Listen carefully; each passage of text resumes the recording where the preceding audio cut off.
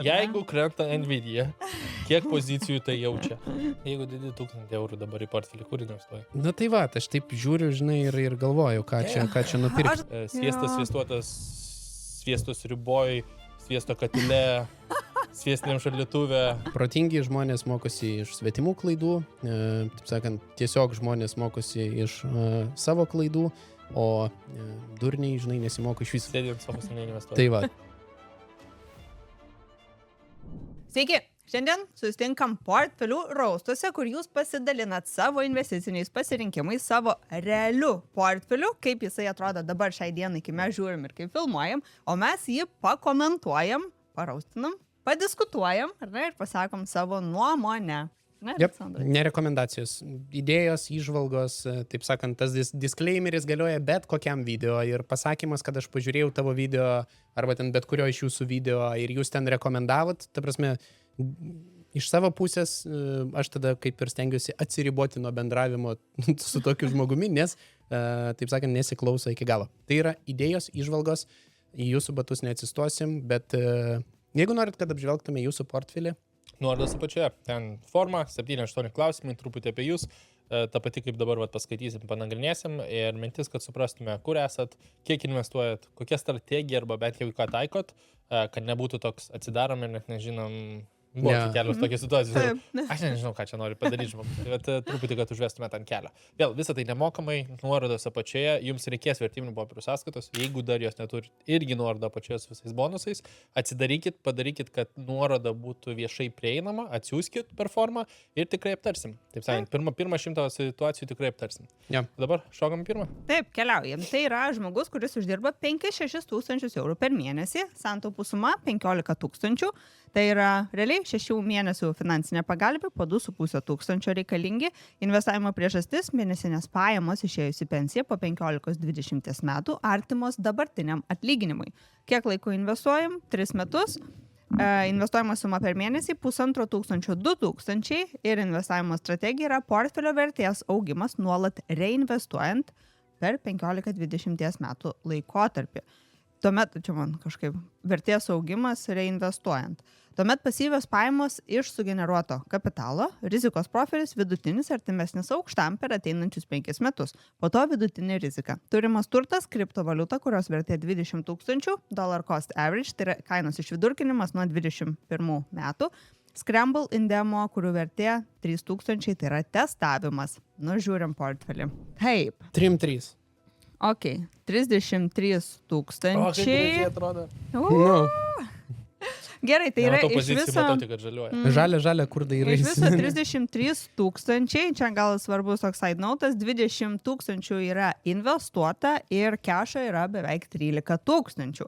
Tai po lygiai eurais ir doleriais, ar ne? Nedidelis skirtumas. Tai ką mes turim dalis portfelyje ir jeigu žiūrėsim dolerinės pozicijas, pirmas variantas yra GPQ 11%, toliau Mainas, VUAA, O, TQQQ, SGOL, nežinau, kas čia yra, IAU, UPRO. Tada eurais, CL2, SPYL, QQQ3 ir VWCE. Matau, kad turėsim nemažai ką pakomentuoti. Nu, ką manat, kas norit pradėti? Nu, jeigu į vertės augimą, Gal aš šitą pirmą užkabinsiu, nes davai.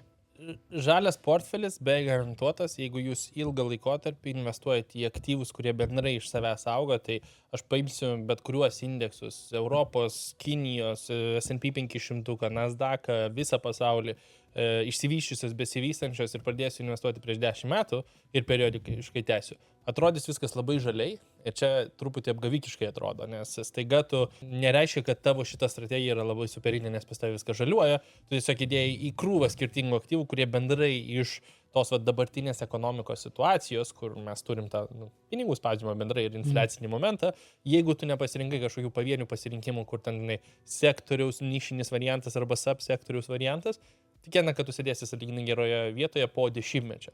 Tai šita vieta truputį, kaip čia, Bet gal toks ir tikslas įdarbinti pinigus taip su. Jo, bet tada, žinai, tu pamatysi vieną portfelį, kuris tau duos 2%, kitą portfelį, kuris tau duos 20% per tą laiką, trečią portfelį, kuris ten 50 plus sėdės.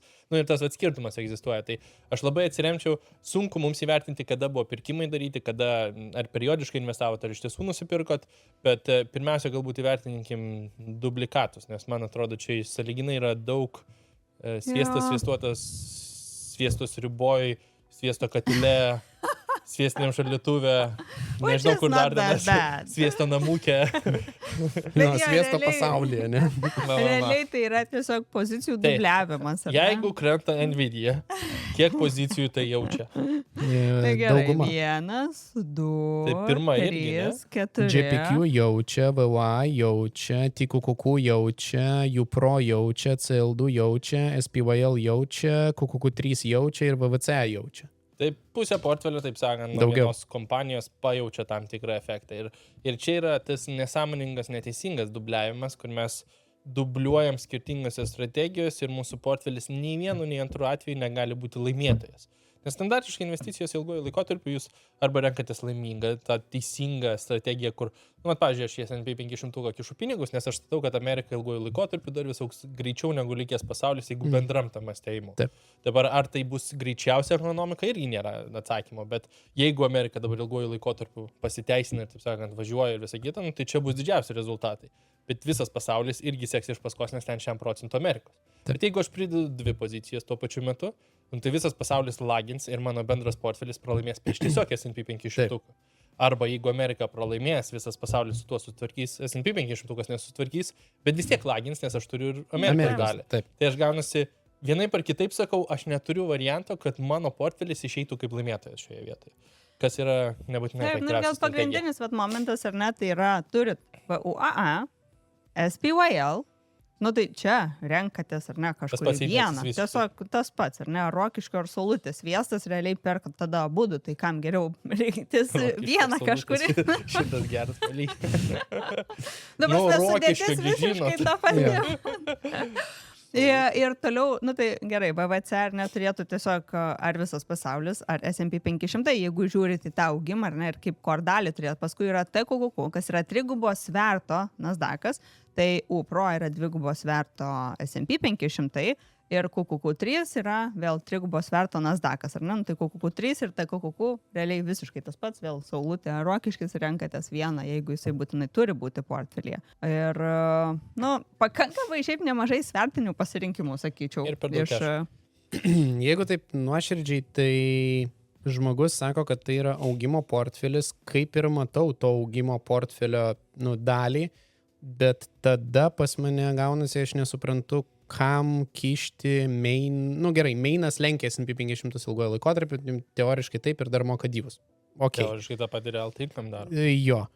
JPQ tada prie šitos kompanijos kaip ir toks, ne tas pasirinkimas, kuris galėtų paspartinti visą šitą. Tai man rodos, kad jeigu, beje, video dariau irgi pagal rizikos profilį, apsimoka labiau turėti netgi QQQ3 ir kažkiek pinigais, negu tiesiog turėti CL2 pilnai investavus. Tai aš tada tiesą sakant CL2 pasifiksuočiau pelną viskas valio, persimeščiau į QQQ3 arba tada į nesvertinį, tada vėlgi QQQ3, TQQQ kaip ir tas pats, tai pasirinkti vieną ir nemokėti už užpirkimus ir vieno ir kito. UPRO, tai yra 3 sverto S&P 500. Man atrodo. 2, ne? Man atrodo 3 šitas. Tai irgi, ta prasme tada... Jeigu didi 1000 eurų dabar į portfelį, kur investuoji? Tai va, aš taip žiūriu, žinai, ir galvoju, ką čia nupirkti. Man va šita vieta galbūt ir paliko tą tokį kabliuką. Portfelio vertės augimas vienas, ar ne? Taip, reinvestuojant. 15-20 metų. Auga, bet tai tada... Real tinkinam kaip pavyzdys. Tu gauni ir augimą, ir... Aš mainas irgi tas pats. Bet logika yra labai paprasta. Gerai, aš suprantu, mainas, smulkios kompanijos, BDC, jisai čia kaip ir paišosi. Real tinkamas irgi dar paišosi kaip satelitinė pozicija. Bet išimkit va tą sviestuotą Ir Kešą jum galvos neskaudės kešo šiek tiek per daug, mano galva, tai yra daugiau negu 30% portfelio, aš pamažinčiau iki 20-15 procentų portfelio bendrai paėmus. Emilis iki 0, tai čia šitą mes jau seniausiai žinom, kad fully invested ir visa kita, su kuo bent jau mano logika prasilenkia, nes man atrodo, kad... Matau, kad patyręs daug minusų, tikrai investuos per krizę. We'll see, taip sakant, bet, žinai, protingi žmonės mokosi iš svetimų klaidų, taip sakant, tiesiog žmonės mokosi iš savo klaidų, o durniai, žinai, nesimoko iš viso. Sėdint sofos neinvestuoja. Tai va, tai logika tokia. Aš manau, čia vis tiek jau daug išsiplėtė. Jo. Diversifikaciją susitvarkykit ir pozicijų kiek Ir sumažinkit ir bus apsispręsti aiškiau. galbūt augimas ar pasyvios pajamos vis dėlto. Ne, bet Nes mainas čia ir yra tinkamas kaip ir miksas. ok, bet tada GPQ niftiemu čia. Jo, tai kur tiesiog visus pinigus dabar sudėti į vieną kažkurią core poziciją ir, pavyzdžiui, paimti tiesiog augimą arba ten S&P Jo. 500 ir tada turėti svertinį pasirinkimą ir valio Taip. augam, paskui keičiam į Taip, pasyvios taip, pajamas. taip. Nes jeigu priskirsit tą pačią Freedom 24 sąskaitą investiciniai sąskaitai ilgojo laikotarpiu, tai jūs nuo kapitalo vertės prieaugio nesumokėsit pelno mokesčio ir visą tą reinvestuosit į dividendus generuojantį daiktą arba distribucijas generuojantį daiktą ir tada jau gausit pasyvias pajamas ir viskas. Jo. Tai Gerai, tai dėkui. Dėkui, Jo. kad pasidalinot. Iki kito epizodo.